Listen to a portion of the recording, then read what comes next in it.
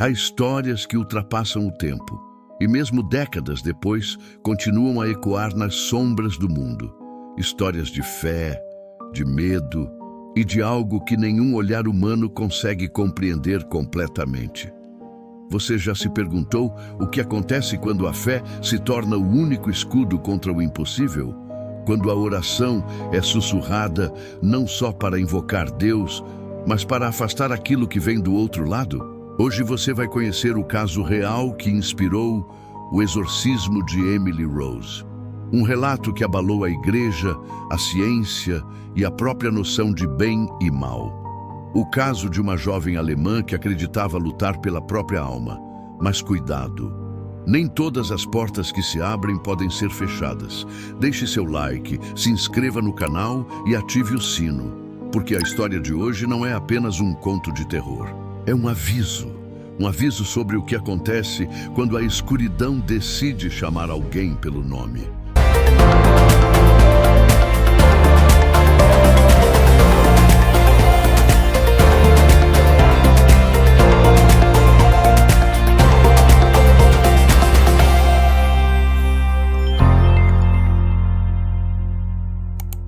Parte 1. Quando as sombras chamaram o nome de Anneliese. A história de Anneliese Michel não começa com gritos, nem com cruzes queimando nas paredes. Começa com silêncio. Um silêncio rural de uma pequena vila na Baviera, onde o vento carregava o cheiro de igreja. E o som dos sinos era o lembrete diário de que Deus estava por perto. Anneliese nasceu em 1952, em uma família profundamente católica. Seus pais acreditavam que a fé era o único caminho seguro em um mundo corrompido pelo pecado.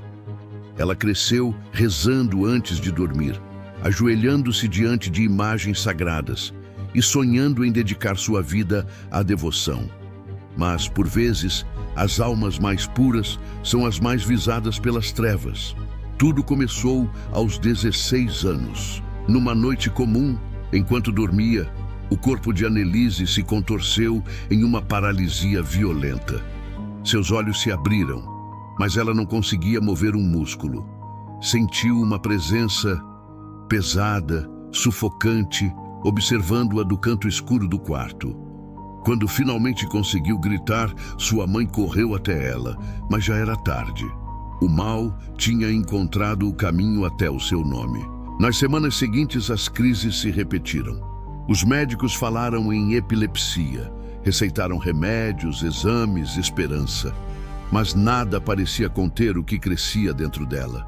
Anneliese dizia ver rostos distorcidos quando tentava rezar, ouvir vozes zombando das orações, sentir o ar se tornar frio diante de um crucifixo. Foi então que os rumores começaram. Colegas de escola, vizinhos, amigos, diziam que meses antes das primeiras convulsões, Anneliese havia participado de uma brincadeira com um grupo de conhecidos, o tabuleiro Ouija. Ninguém sabe o que ela perguntou, ninguém sabe o que respondeu, mas os mais velhos, supersticiosos, juravam que certas perguntas nunca deveriam ser feitas. Depois daquela noite, dizem, ela começou a mudar. Os olhos perderam o brilho, as orações perderam o conforto. Havia algo na sua voz, algo que não era dela. Ela mesma passou a dizer que não estava sozinha, que algo havia entrado. A mãe, tomada pelo medo, buscou ajuda na igreja. Os padres hesitavam. Afinal, o mundo moderno preferia explicar tudo pela ciência. Mas com o passar dos meses, Anneliese começou a rejeitar símbolos santos, a gritar ao ver imagens da Virgem Maria e a dizer que vozes a impediam de comer, de rezar, de dormir. Foi ali que a fé da família enfrentou a primeira rachadura. Seria um castigo? Um teste? Ou uma possessão? A vila, que antes via nela uma jovem piedosa, agora a via com piedade e espanto. As paredes de casa ecoavam ruídos inexplicáveis.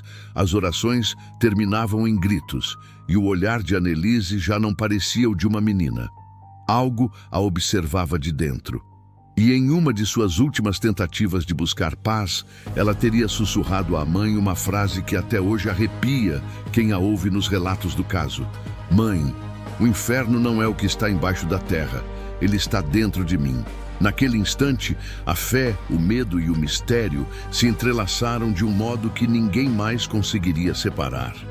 E o que começou como um silêncio inocente, logo se tornaria o rugido de algo que nem a medicina, nem a igreja estavam prontos para enfrentar. Mas afinal, o que fazer quando a oração já não afasta o mal e o próprio corpo se torna o campo de batalha entre a alma e o inferno? Parte 2. O ritual proibido. Depois de meses de sofrimento, o corpo de Anneliese já não era o mesmo. O olhar antes sereno agora parecia distante, perdido entre o humano e o inominável. Ela se debatia em convulsões que desafiavam qualquer explicação médica.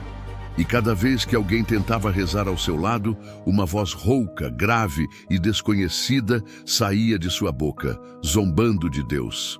A medicina já havia desistido de entender, e foi então que a igreja foi chamada. 2 padres, Ernst Alt e Arnold Renz, foram designados para acompanhá-la. Homens experientes, acostumados à oração e à disciplina espiritual, mas que hesitaram diante do que viram. Nos relatórios oficiais, consta que Anneliese demonstrava uma força desumana durante as crises, gritava em línguas estranhas e rejeitava a água benta com fúria. Os padres acreditavam que ela estava de fato possuída, não por um, mas por vários demônios. E assim, com a autorização da igreja, começou o ritual do exorcismo. Foram 67 sessões, registradas em áudio. Horas e horas de orações, súplicas e gritos que jamais deveriam ter sido ouvidos por ouvidos humanos. Durante o ritual, vozes diferentes falavam através dela. Chamavam-se de nomes antigos: Lúcifer, Judas, Nero, Caim. Cada voz tinha um tom, uma personalidade.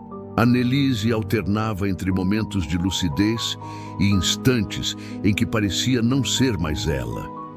Nas gravações, que até hoje circulam entre estudiosos, é possível ouvir seus gritos misturados a cânticos religiosos, como se o próprio inferno estivesse tentando abafar o som das orações.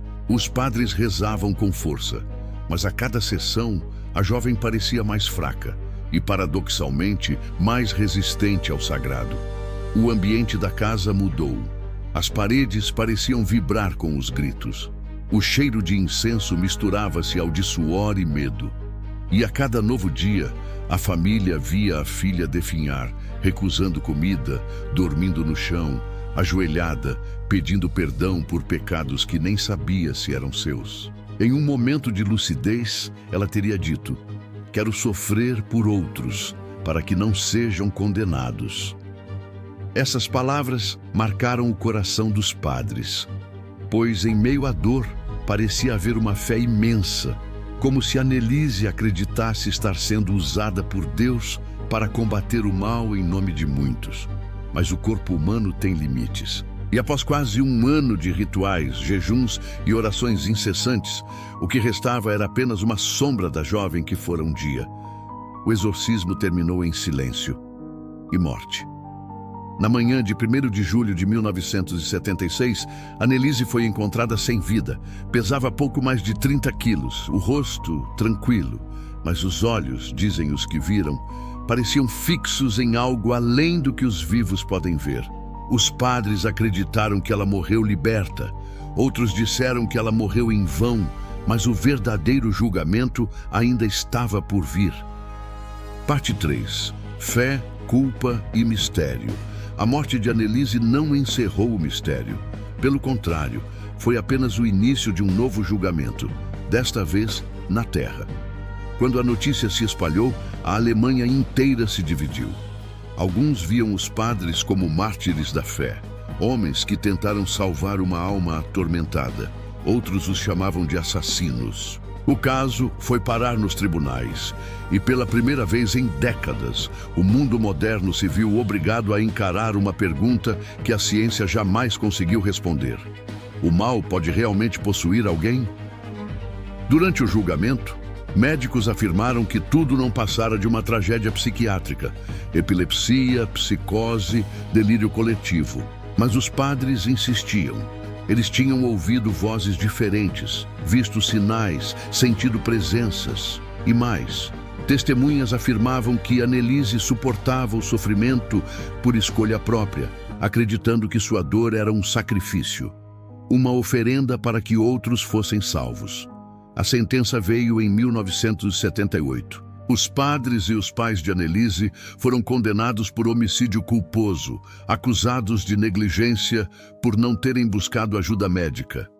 Receberam penas leves, mas o peso real, aquele que nenhuma prisão poderia carregar, ficou nas almas de todos que presenciaram o que ocorreu naquela casa. Após o julgamento, o túmulo de Annelise se tornou ponto de peregrinação. Centenas de pessoas visitavam o local, rezavam, deixavam flores, pediam proteção. Muitos afirmavam sentir uma paz estranha ali, outros um arrepio indescritível. E mesmo décadas depois, sua história permanece viva, ecoando entre a fé e o medo, entre o sagrado e o profano.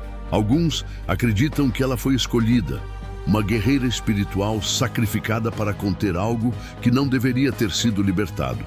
Outros veem apenas uma jovem doente, vítima de um tempo em que a dor da mente ainda era tratada como maldição. Mas a verdade se perdeu entre gritos e orações. Talvez o mistério de Annelise não esteja em entender o que aconteceu com ela, mas em perceber até onde vai o poder da fé e o que o ser humano é capaz de enfrentar quando acredita que o mal existe. E você? O que acredita que realmente aconteceu com Annelise? Foi uma luta espiritual ou algo que jamais deveríamos tentar explicar? Deixe seu like, se inscreva no canal e conte nos comentários a sua teoria. Porque no fim, toda fé nasce de um mistério e toda sombra carrega uma história.